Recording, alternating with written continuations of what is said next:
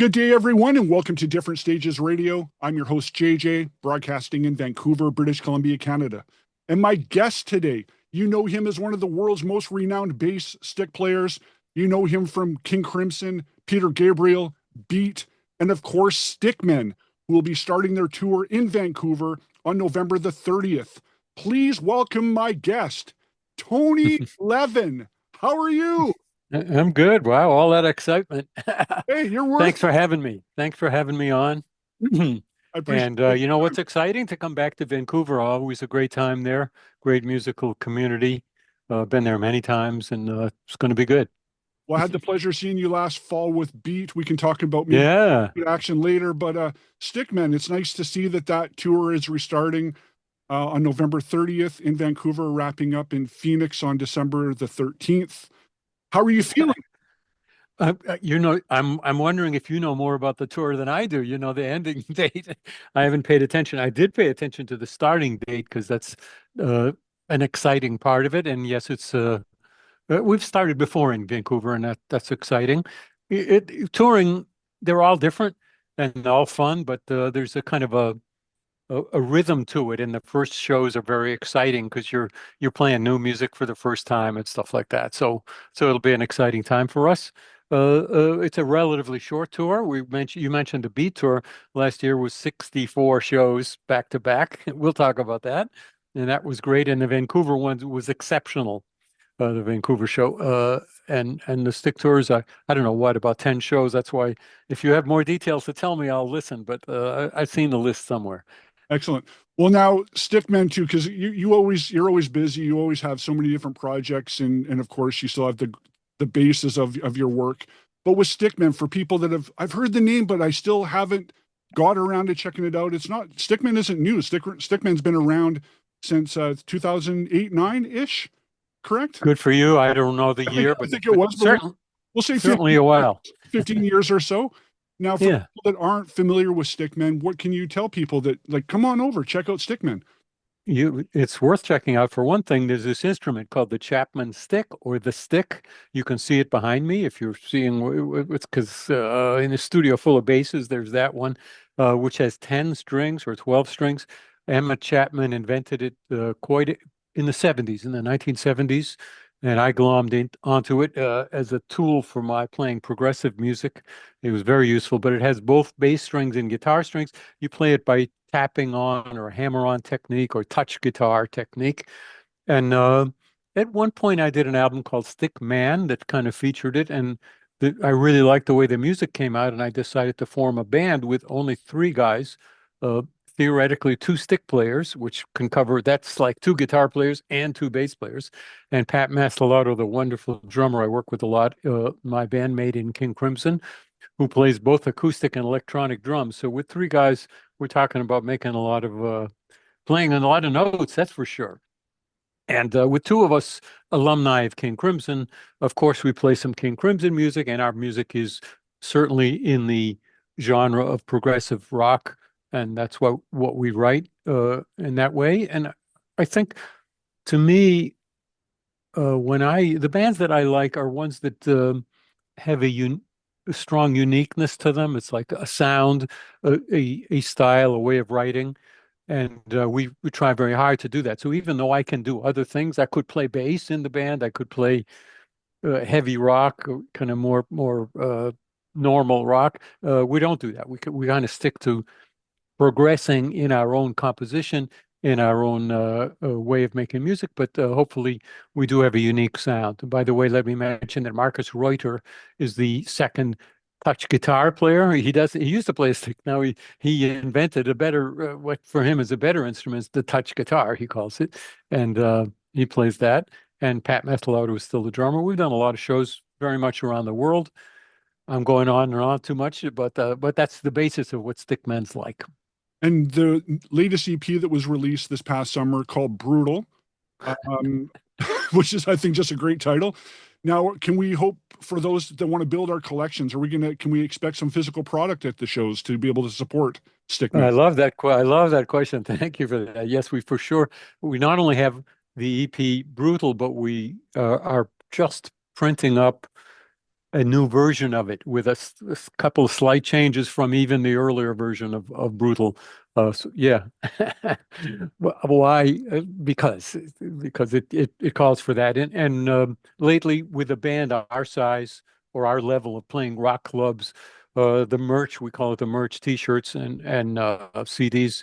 Well, CDs and T-shirts when we can carry them are an increasingly important part of what makes it work. You actually, in that level of band, we kind of can't make it work at all without selling CDs anymore.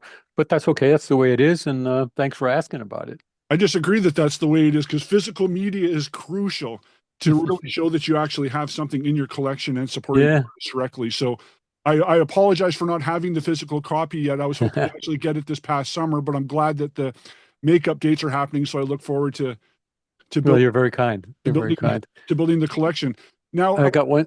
I got one here somewhere. I should throw it to you over ready, I'm ready. Go for the stars, through the stars, and get it to you. yeah, there's got to be a way. Now, Pat, your relationship with Pat, like you guys have been playing together now for an awfully long time. What is it that is there any specific thing that you can talk about Pat Mastelotto that really that you guys just gel and click and because it's got to be more than just the playing, I'm thinking. We are very good friends, of course. Been playing together in King Crimson since the '90s, and then soon after in Stickman and some other projects also. But a great number of shows with Stickman and with King Crimson. Well, musically, we're very connected.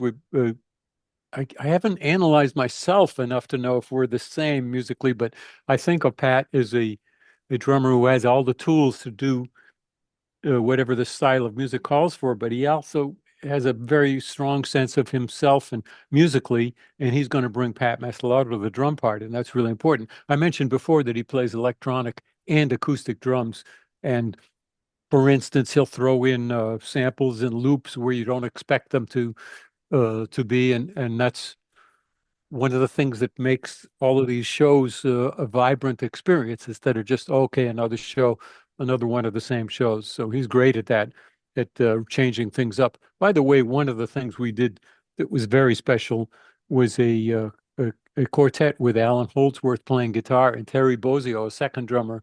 And that was the rule with that was completely improv the whole night. And we did two short tours of that. It was fantastic. And again, Pat's expertise was his creative juices were called for in that kind of music, especially more than when there's a piece written that you can play a little bit the same each night. And as well as you both work together in a California guitar trio, I believe. California Guitar Trio is three acoustic guitar players, good friends Mhm. of ours, and musically connected for a long time. They opened for King Crimson for 100 shows in the '90s, and we have not a long time, but Pat and I separately and sometimes together have joined them. We're not really a member of their band, but we've joined them for short tour legs, and that was great. Now with Pat though, I had to wonder when this whole to just switch gears a bit towards Beat, when the whole Beat project was coming together, and I appreciate how it's labeled as such, Beat. But of course, we don't have Robert, we don't have Bill, and that's all good. But I wonder if Pat was in discussion, was he looked at as being perhaps a part of that project before Danny was invited? For those who don't know, let me just the background of the band Beat is four players playing the music of King Crimson in the '80s, which is pretty special music. Even I like revisiting it, even though I don't usually go back to older music. Danny Carey's an amazing drummer, Steve Vai, an amazing guitar player, and Adrian BELEW. It was Adrian's idea, and I'll get to your question soon. But anyway, that's what the band is, to revisit in a creative way this music of the three albums of the '80s of King Crimson. Uh, so why not Pat? I wasn't involved in really. It was Adrian who came up with the idea, and it took years for it to come to fruition. I think that he didn't want too many King Crimson alumni in the band, with three of us, and then Steve Vai as what the guest, the guy who hasn't been in King Crimson. It would have been a different feeling of the band. He really uh, I never asked him, did he even consider a different bass player than me? Because I didn't have to be the bass player in it. But I think that's the reason, is that Adrian, in the formation of the idea, didn't really want too much of an alumni get together. Also, then it would be maybe seen as King Crimson guys doing a tour without Robert Fripp, which is not the way he wanted it to be seen. By the way, it was Adrian, I would never have thought of this, but he went to Robert to ask for his blessing and his approval of it. And Robert said, why don't you call it Beat? So it was Robert Fripp who came up with the idea of the name, Beat being the second of the three albums we did in the 80s. Excellent. But was Pat maybe a bit of discussion, or like you said, it was just kind of left? It wasn't a discussion. It was just just the, not the idea. Yeah. I wasn't involved in the beginning. It was not just Adrian, but a kind of tour and music producer named Scroat, wonderful guy, and the two of them were talking for years, I think, before it really started to seem like it would be a band. By then, most of the decisions were made, so I wasn't involved in that. It's only my guess, even what they were thinking back when they were thinking drummers. I got to mention this. I have a new book ready. Yeah. Oh, yeah, we're getting to that. Oh, yeah. Yes. Which is, I love taking photos. I love playing bass by far the most, as you can see from the basses behind me. But I love taking photos. Been doing it a long time. Have put out a number of photo books, and on this beat tour, I took a lot of photos, probably average 120, 100 to 150 photos a day, and then up half the night collating them and stuff like that. So I finally finished what I call the Book of Beat, and I'm offering that. It won't actually ship. It's being laid out and sent to the printers, which takes weeks. So it won't actually ship until December, but on TonyLevinmusic.com, it's for pre-sale now. And because I realize if I'm buying something, I don't love pre-buying it when I spent the money and I didn't get it. So we have discounted the price for people who pre-order it. So I hope, especially people who are at the show, I can tell you that there's a couple of photos in it of just the audience in Vancouver, because the audience was extraordinarily there for us. We were getting a little tired, and they just brought us to life. So it was a memorable show, and hopefully it's a book that a lot of the fans of the band will enjoy. Well, you just gave me some of that, because it seemed there was definitely a special vibe happening that night. Like, it was a great show, and then it just seemed to kind of hit this point where this arc where what is going on here? And in the encore, let me interrupt. Yeah, go ahead. Let me interrupt you. In the encore, one of the encores, Adrian ran out and got on his knees like a I don't know who, but I don't know who used to do that, but on his knees playing the guitar, playing a solo, which I played a lot of shows with the guy. I have never seen him do that.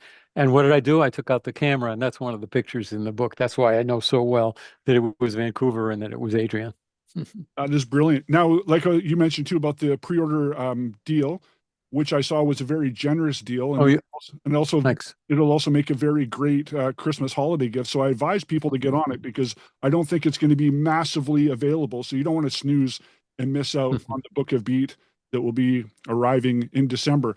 Now, but to carry on, Beat, though, you said earlier 60 something shows, was it? Approximately? It was they booked 65, and it snowed on our way to one of them. We had to cancel it, so we did 64 US and Canada shows. Yes. Later in 2025, we did more shows. And then just last month, you released the great Beat Live album, which is just ridiculous. Here's a fancy edition. Oh, there's the fancy. Yeah, pretty deluxe. Very deluxe. I don't know if you got the version with the book. There's a different book, not my book, but a book of the photo. Yeah, it's great photos. There you go. There you go. Yeah, by great photographers. Who can appreciate more than me when a really professional, fantastic photographer comes to the show and gets a great picture, maybe with me in it, something my pictures don't have. And there's a lot in that package. It's a heck of a band, and I think we do a good job at bringing some excitement to this material, the King Crimson material. And let me say, it's a lot of fun. The band, you can, as I edit my own photos, I see over and over again how we are genuinely having a great time night after night. It's not always the case with a good music band playing great music. So that's much appreciated. And how was it with having Danny and Steve? Did it seem that there was fairly immediate chemistry, or did that take a bit to get going? Great chemistry, didn't take any time. The musically, our approach to the music did change a bit, as it will over time. We did a lot of I'm backtracking a year now. We did a lot of rehearsals, more than we usually would need to get ready for the tour, not to learn the notes, but to get a sense of where are we going with this music. And it was all set, and then we start touring, and especially Danny Carey. Couple nights were as planned, and then he let loose with more of a Danny Carey approach to it, and I was like, "Whoa, this is great!" And we're kicking my butt, and really helping me try to push myself to not be the same every night and to have each show be a unique one. So it was great, and it just continued. Steve Vai also throwing curveballs and stuff, and that musical curveballs that I love. So we had a great time, a lot of laughing with each other on stage, and a lot of genuine enjoyment of the other guys playing, and the fact that we're making we're doing some good shows with valid music.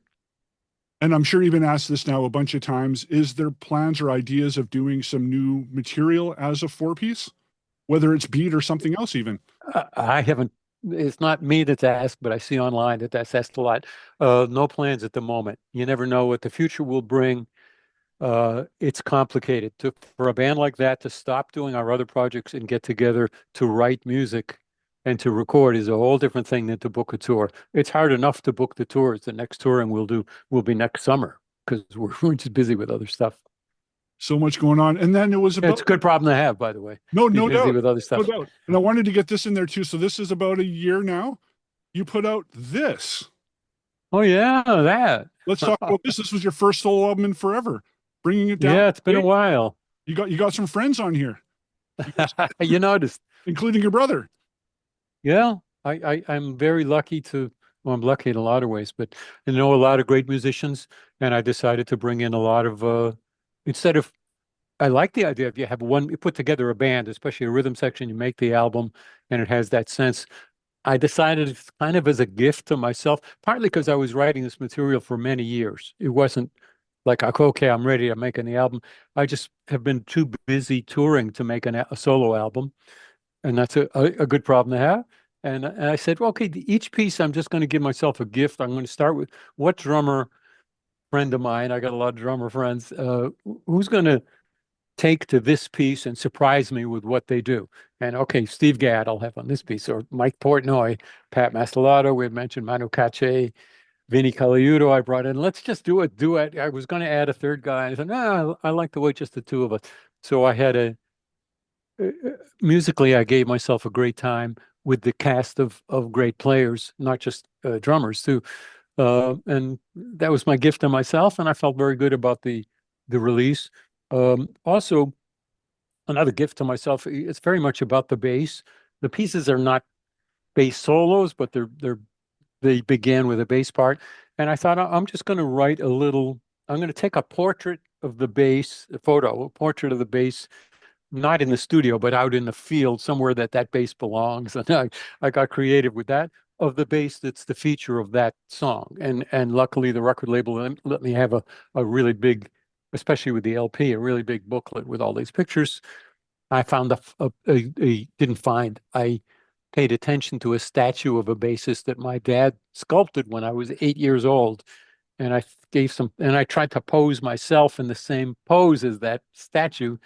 And in a poetic way, I tried to imagine whether that statue had something to do with my being a bass player.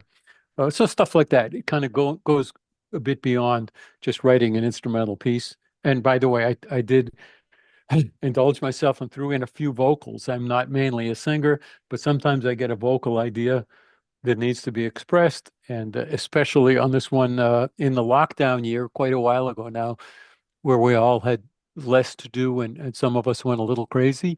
Some of us went more than a little crazy. Not me, but I decided that year among other things, to write an unaccompanied vocal piece for chorus using only the names of drummers that I had played with, which is a lot of drummers. And I spent quite a while researching who the heck I've played with through a lot of years playing bass. and I constructed a pretty complex and pretty interesting vocal, maybe 12 voices, singing names of about, I don't know, 50 to 100 drummers. The video is easier to follow because it has the names of the drummers, and that's called On the Drums. Excellent. So I was pondering, should I ask this? But you kind of led up to it, so I think I'm going to. So this is just a for fun question. This is just totally for fun. You've played with a ridiculous amount of people. So I was thinking, just for fun, if you could put just a Tony Levin dream band together, you get to pick a drummer, you get to pick 2 guitar players, keyboard player, maybe even an honorary triangle player. Can you pick anybody without offending anybody? Nobody would be offended, but I'm not going to do it because I'm not good at that kind of stuff. Yeah. B, everybody's different, and I tend to not have favorites. So I'm so lucky that I play with a lot of great drummers. Is there one or are there 5 who are my favorites? Not really. And C, if I needed yet more reasons, all of us who make records or put together a band, there's more than who's the best drummer for that band. It's just there's a lot to it. So any piece that I do and record or any band I put together, part of it's just coincidence who I'm talking to about it or something like that. I do treasure the experience of playing with really good players since I was a kid. Actually, the first band I was in, I must have been 12 years old. Yeah, I was 11 or 12 years old. And the drummer, by luck, where I grew up in Brookline, Massachusetts, really good drummer. I was nowhere near as good as him. So I started at 12 learning from other guys on other instruments how to be a better player. And that's part of the process and fun of all these years I've had still trying to be a better bass player. But so the next kind of question, though, is there somebody out there that perhaps over the years you went, I'm surprised I didn't have a chance maybe to play with them. I would have really liked to have the opportunity. Is there anybody that comes to mind? Jimi Hendrix. If you put it a different way, I'm not surprised that he didn't use me. But if who would you like to play with? Interestingly, Elton John, of course, he's great. Who wouldn't want to play bass with him? And I sort of did. I sort of got called about a year ago to do a session of a song with him singing. And I thought, whoa, am I ready for that? Not in an excited way, but just awesome. Did the session. He didn't come. And it didn't come out. No. So almost. Bummer. But you know what? I'll count that I somewhere in my inner musical soul, I got to play with Elton. I heard his voice as I was playing the bass, and it was good fun. Probably I just gave you 2 that popped into my head.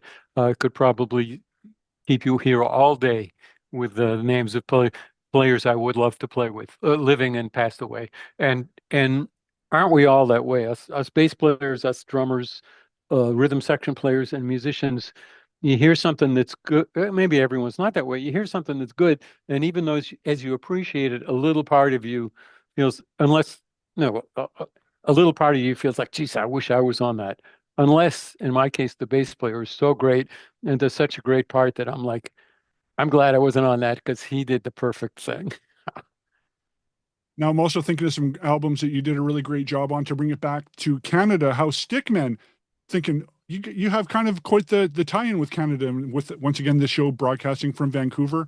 Marcus has played with Devin Townsend, and Pat's played with Nick Gilder and Kim Mitchell, and yourself with Lawrence Gowan. You did 3 records, with Lawrence. Yeah. Can you talk a bit about that time? Yeah.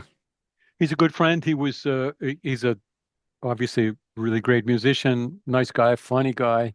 So when I first met him, I think did he come to England? He wanted to use Peter Gabriel's backup band, Jerry Marotta on drums and myself.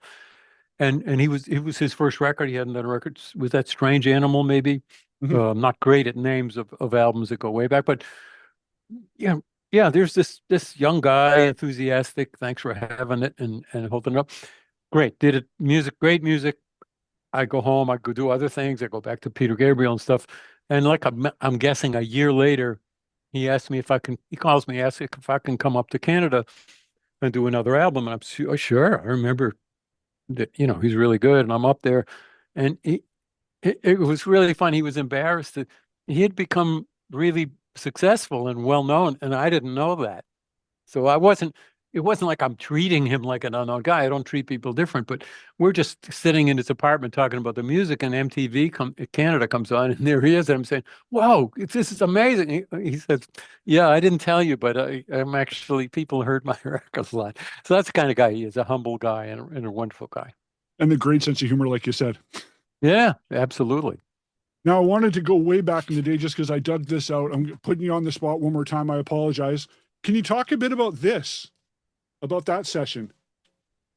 Okay, there's lots to say about playing with Buddy Rich. I only played with him a very short time, but Incredible, though. That's there's always stories when you play with Buddy Rich. So, oh, how can I make this not your full hour of story?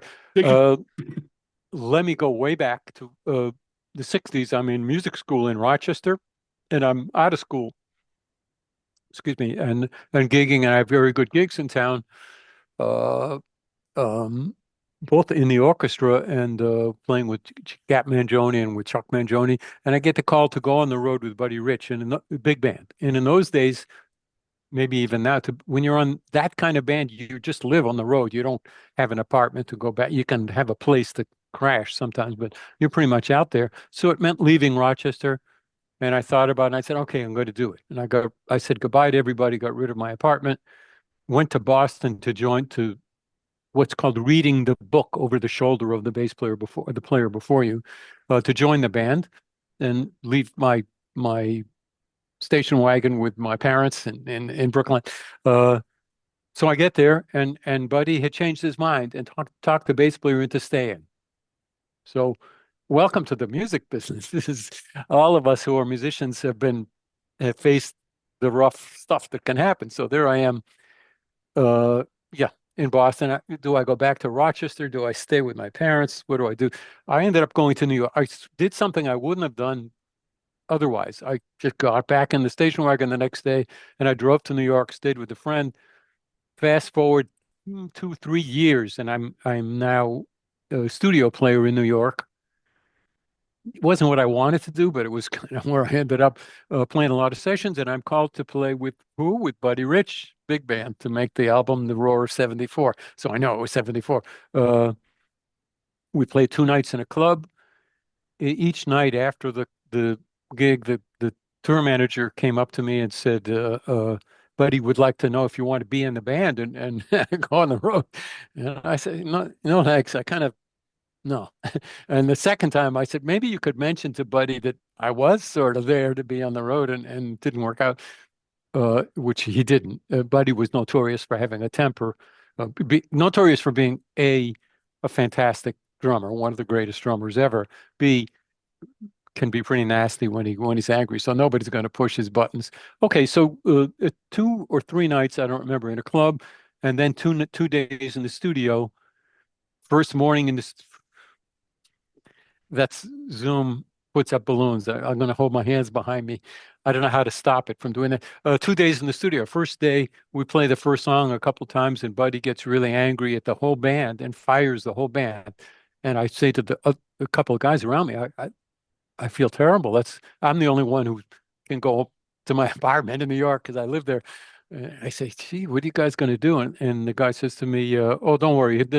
They'll call us and hire us back tomorrow morning, and we'll do the album in one day, which is what we did. So Buddy's notorious temper came into play that day, and we did the album in one day.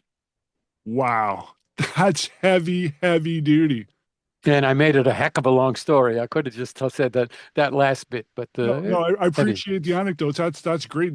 Nice color to the story. That's brilliant though. How it came full circle. It's just crazy, but it shows sticking. It did. You know, like if we all have these twists and turns in our lives, but I probably would have never gone to New York, become a studio musician, had the chance to meet Peter Gabriel, Robert Fripp, stuff like that. But other stuff would have happened. But yeah, it was a big turning point when I left Rochester to quote join the Buddy Rich band and then turned left and went to New York City. I'd like to ask you about Anthony Jackson's recent passing. And did you have any opportunities to spend time with Anthony? Did you know him? What can you say about Anthony Jackson? Yeah, very sad. He's a great bass player and had been on and off in ill health for a while. Sad to lose him. He's a great bass player and influential. We've all heard him play on a lot of records, and also one of those guys who covers rock and pop, but also jazz in a very creative way. Yes, I knew him. We were both on the New York scene at the same time, and in fact, he has mentioned to me that he enjoyed my playing on the Buddy Rich album that we discussed, uh, which was, by the way, a little unusual then to play a Fender bass in a rock style in a jazz big band. Um, what else I can say about him? Mostly, he's such a nice guy, generous guy. He was known for uh, bass players don't work together. Usually, one bass in a band or one bass on a session. Uh, but I heard a lot about his playing, and I heard him on the music. And the guys who did a lot of sessions, he was known for not just playing great, but very meticulous about his part. Not just the notes, but he would change strings. You'll have to try to get confirmation from guys who were on sessions with him. Change strings between every take. Now, think about that. That's a guy who really cares about the sound of his bass. I change strings. I never change strings. When there's a bass tech on the tour, he says, Tony, how long since you changed the strings? I said, since you were on the tour. Uh, so he would change them between the whole band would wait while he changed strings but I smile and laugh as I say that in appreciation because he cared that much about the part and about the sound. So he's a great bass player who will be greatly missed. Well, Tony, I appreciate your time so much today. I'm sure you got better things and bigger things to do. I wanted to ask actually earlier when you're talking about Stickman and there's the extra track or two you're alluding to towards the Brutal EP. Will that be on tour with you, or is that still to come?